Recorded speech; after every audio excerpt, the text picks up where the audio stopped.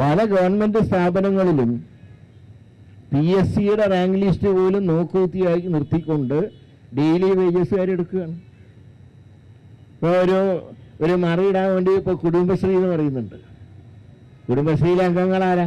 കുടുംബശ്രീയിലെ അംഗത്വം കിട്ടുമോ ആർക്കെങ്കിലും? ഒരു ദാരിദ്ര്യക്ക് താഴെയുള്ള ഒരു കുടുംബത്തിലെ സ്ത്രീ പോയിട്ട് അംഗത്വം ചോദിച്ചാൽ കിട്ടില്ല. കാരണം CPMൻ്റെ നേതാക്കന്മാരുടെ സർട്ടിഫിക്കറ്റ് വേണം.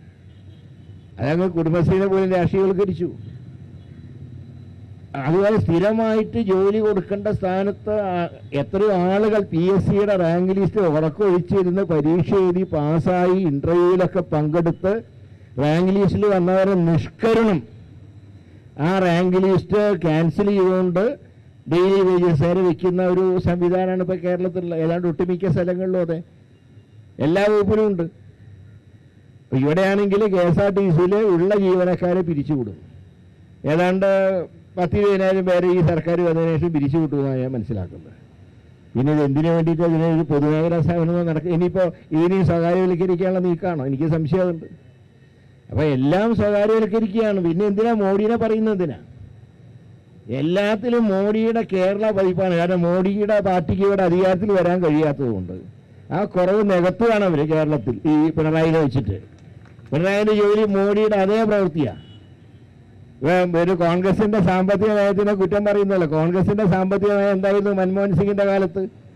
അദ്ദേഹത്തിൻ്റെ ലോക്സഭയിലെ പ്രസംഗം ഞാനിപ്പോൾ ഓർക്കണം. അദ്ദേഹം ധനകാര്യമന്ത്രിയായിരുന്നപ്പോൾ ലാഭത്തിൽ ഓടുന്നതും ലാഭത്തിൽ ഓടിക്കാൻ സാധ്യതയുള്ളതുമായ എല്ലാ പൊതുമേഖലാ സ്ഥാപനങ്ങളെയും അവിടെ തന്നെ നിലനിർത്തണം.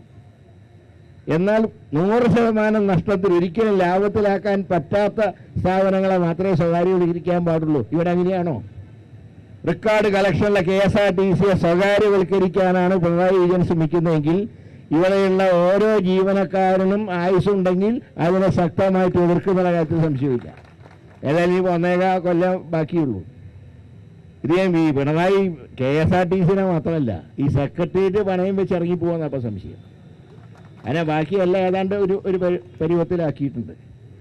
ഇവിടെ ഞാൻ ചോദിക്കുന്നത് ഈ ഭരണവിലാസം സംഘടനകളെക്കുറിച്ച് ഇവിടെ പറഞ്ഞല്ലോ. പക്ഷേ ഇതിലൊക്കെ ചില മിണ്ടാപ്രാണികളുണ്ട്. ആ മിണ്ടാപ്രാണികളാണ് AITUC എന്ന് പറയുന്നത്.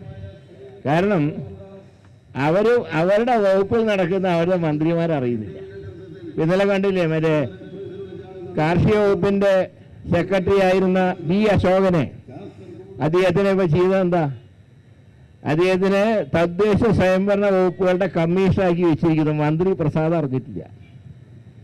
റവന്യൂ വകുപ്പിൽ നടക്കുന്ന മാറ്റങ്ങൾ മന്ത്രി രാജൻ അറിയുന്നില്ല. പിന്നെ ഇവരൊക്കെ എന്തിനാ ഇതിലിരിക്കുന്ന മന്ത്രിമാരായിട്ട്? ഒരു നാണവും മാനവും ഇല്ലാതെ. ഇത് പറയുമ്പോൾ ഒറിജിനൽ കമ്മ്യൂണിസ്റ്റുകാരെന്ന് പറഞ്ഞ CPIക്കാരാണ്. അതിന്ന് വളർന്നു പോയവരാണ് CPM. പക്ഷേ ഇന്നിപ്പോൾ CPM ആണ് എല്ലാം നിയന്ത്രിക്കുന്നത്. ഇവരിപ്പോൾ CPI ഏതാണ്ട് അവശ കലാകാരന്മാർക്കുള്ള പെൻഷൻ കൊടുക്കേണ്ട അവസ്ഥയിലാണ് CPM-ഉം അവരുടെ തൊഴിലാളി സംഘടനകളുടെ അവസ്ഥ. ഏതായാലും ഒരു വശം കിട്ടി. മറ്റേ വലിയേട്ടൻ റോഡ് ബ്ലോക്ക് ചെയ്ത് സമരം ചെയ്തപ്പോൾ സെക്രട്ടേറിയറ്റ് ബ്ലോക്ക് ചെയ്തിട്ട് സമരം നടത്തി. ഏതായാലും രണ്ടുപേർക്ക് ഒരുമിച്ച് ജയിലിൽ കയറാമെന്നുള്ള മെച്ചം മാത്രമുണ്ട്. ഗോവിന്ദമാഷ കൂടെ വേണമെങ്കിൽ ബിനോയ് വിശ്വത്തിനും കയറാമെന്നുള്ള ഒഴിച്ചാൽ അധികാരത്തിൻ്റെ ഒരു ഗുണവും കിട്ടാത്തവരായി അവരകപ്പതിച്ചിരിക്കുക. അതുകൊണ്ട് ഒരു കാര്യമുള്ളത്, ഈ KSRTCയെ നശിപ്പിക്കാനും സ്വകാര്യവൽക്കരിക്കാനും ശ്രമിച്ചാൽ ഞങ്ങൾ ശക്തമായിട്ട് എതിർക്കും. അതിൻ്റെ ഭാഗമായിട്ടാണ് PDF-ൻ്റെ ഏകദിന ഉപവാസം ഇവിടെ നടത്തുന്നത്. ഇതൊരു സൂചനയാണ്. ഞാൻ പറഞ്ഞ ഒറ്റ കാര്യമുള്ളൂ, അളമുട്ടിയാൽ ചേരയും തിരിഞ്ഞു കടിക്കുന്നൊരു ചൊല്ലുണ്ട്.